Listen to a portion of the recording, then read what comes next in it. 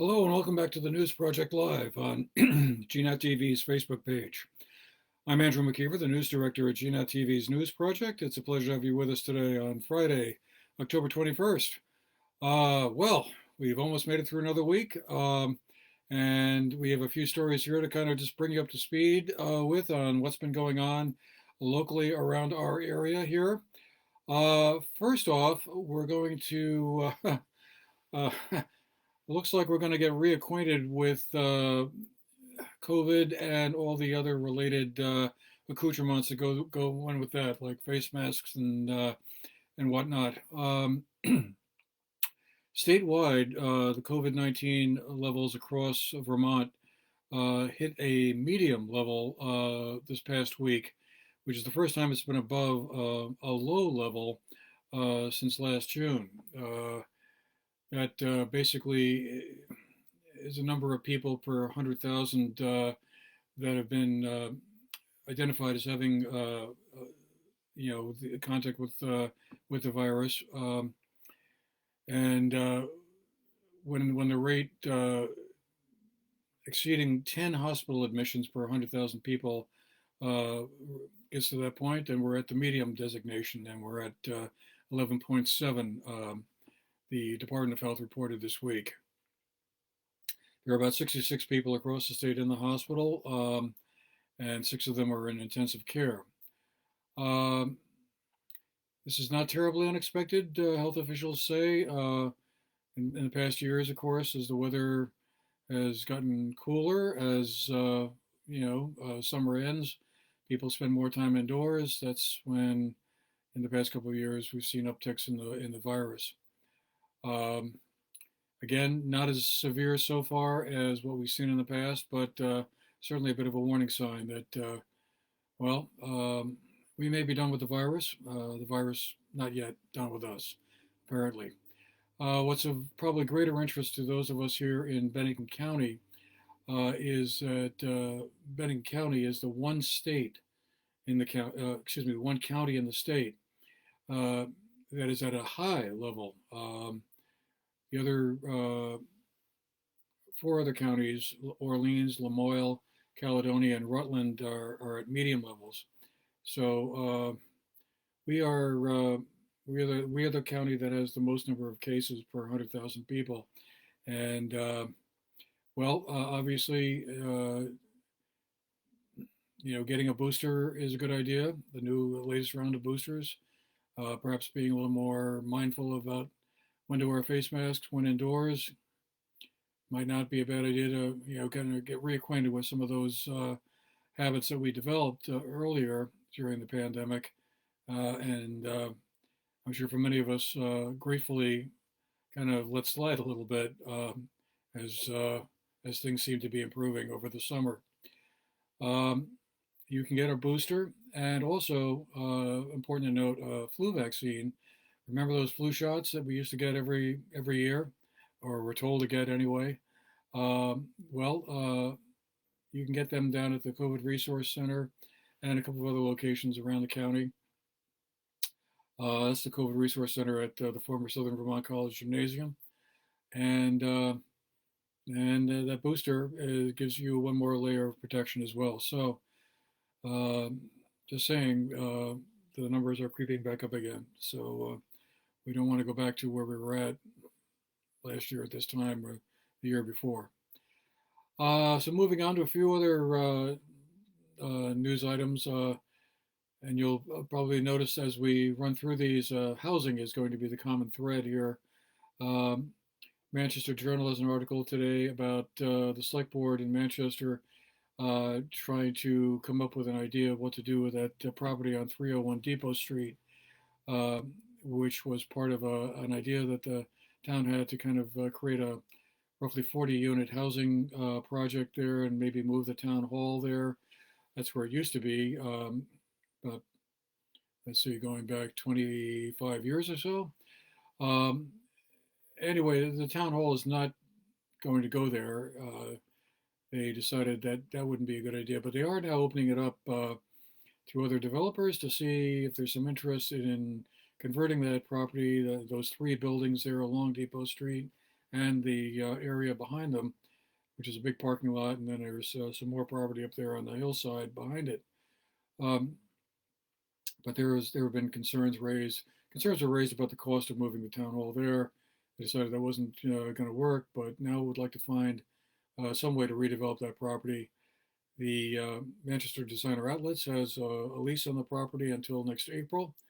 There's those three buildings there, only one of which is currently occupied, the J. Crew outlet there.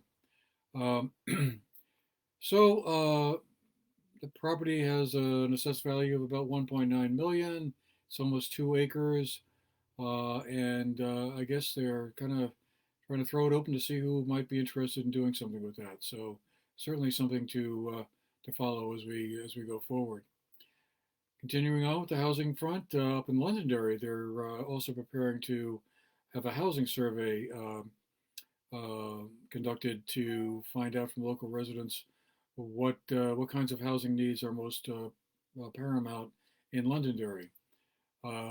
That's going to be an online survey. It'll be posted on the town's website. Probably, if you go to the Planning Commission's homepage there, you'll be able to find that survey. I don't believe it's posted yet, but will be before the end of the month. And it'll be up for a couple of months, and folks can weigh in on what they think the housing priorities are in Londonderry. As we all know, and have been hearing now for quite a while, housing in Vermont is considered in pretty short supply. It's expensive. Uh, rental opportunities, apartments and whatnot are scarce, and there's a lot of ripple effects connected with that. Employers who want to lure potential workers to come here say that a lot of them are forced to decline those offers because they simply can't find a place to live that they can afford. So anyway, this housing survey in Londonderry will run through February of 2023. It's being funded with some of the ARPA funds allocated by the Londonderry Select Board. And here on GNAT, we have a news segment which will be posted anyway fairly shortly about this, and so you can learn more about it from there. The town has engaged Camoin Associates, which is a consulting firm over in Saratoga Springs, New York, to help. They will be helping them conduct that survey, and then when done, it will be posted on the town website, and probably that information will be used to guide the next steps.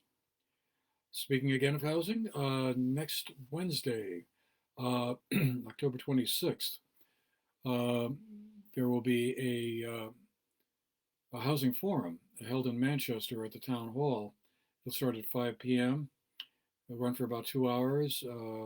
Josh Hanford, the State Housing and Community Development Commissioner, will be there to talk about the statewide housing picture. And local officials will be talking about the local status there, and to try and find ways that more housing can be built, particularly for those in the low and moderate income level, and should be quite an interesting conversation. So again, October 26th at 5 p.m. At the Manchester Town Hall. Also, the Journal also has a story today, kind of interesting, about the Green Mountain Estates.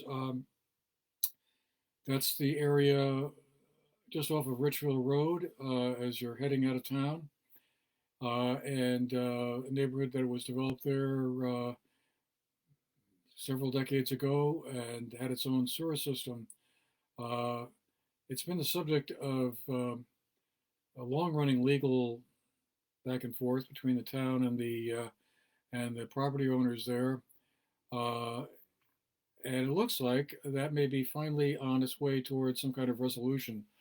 The select board voted last Tuesday at its meeting to accept a tentative agreement between the estate of Richard and Nadine Hayes, folks who developed Green Mountain Estates many years ago, and the town to address some of the issues around the aquifer district and sewerage issues as well. The town, as you may recall, had hoped to build a new sewer line along Richville Road, and that got kind of snagged up with that legal dispute around the Green Mountain Estates and their sewage the setup there. So uh, definitely good news. That's been tied up in the courts for, I'm thinking now, close to 15 years, if I'm remembering correctly. It might even be longer than that. And you know, given the fact that sewage issues are important to housing development, that would be probably good for everyone to have that finally finally adjudicated. So we'll keep our eyes on that as well. Um, and I realize that on November 8th, Tuesday, November 8th, we have a little election happening. Midterm elections will be happening at that point. Uh, and so early voting is already underway. Just wanted to say, if you haven't mailed in your ballots yet, make sure you either plan to, and you might want to like mail them in not too far away, because there will be a point where uh, the ability of the post office to get the mail ballots up to the town clerks, is not necessarily going to be a slam dunk. So if you're not planning to vote in person on November 8th at your local town hall or voting area, and you want to mail it in and vote early, you might want to kind of get onto that as soon as you can. There are, of course, a lot of races that we've been following: governor, lieutenant governor, U.S. Congress, U.S. Senate, uh, as well as some local races as well for state representatives and state senate from our area. And of course, we also have races for other statewide offices like Secretary of State and State Treasurer. On GNAT, we've had several of the candidates in for little discussions and forums. You can find a lot of those conversations on our website at GNAT-TV.org. It's very interesting talking to all of the candidates, and I think if you want to learn more about their respective positions, that would be a good place to go to check that out. And we'll close the way we usually do with some thoughts of things to do on the weekend. Now, typically, I've said, well, there's going to be a play happening up at Weston or Dorset, or it's going to be this or that kind of fun event happening. And just for something a little bit different, you may have heard that the Window Dressers Project has returned. That's a project that where folks build sort of insulating window inserts that go into a window in your house, and they help keep your house warmer. You use less heating oil, you save money, and it's a very cool way of insulating and winterizing your home, or weatherizing your home, I should say. So, as with last year, there are going to be two builds going on. One's in the South Shire, down in Bennington, and the other is going to be up here in Arlington. The one in the South Shire is already underway. The one in Arlington is, I believe, starting today and will be underway until October 26th.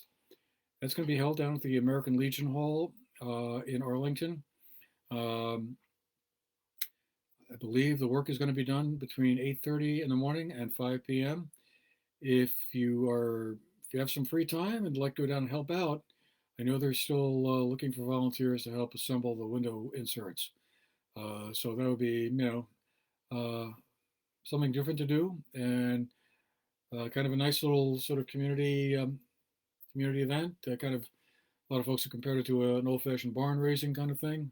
It definitely has that same kind of spirit. So anyway, we'll be down there as well to kind of cover that and bring back a report on it. So in case you didn't make it down for that one day between now and next Wednesday, well, you'll be able to find out what you missed. Okay, well, we'll leave it there for today. Thank you very much for being with us. Again, I'm Andrew McKeever from the GNAT-TV's News Project. Been a pleasure chatting with you today, and well, we'll see you again next Friday. Meanwhile, have a great weekend. Thank you very much.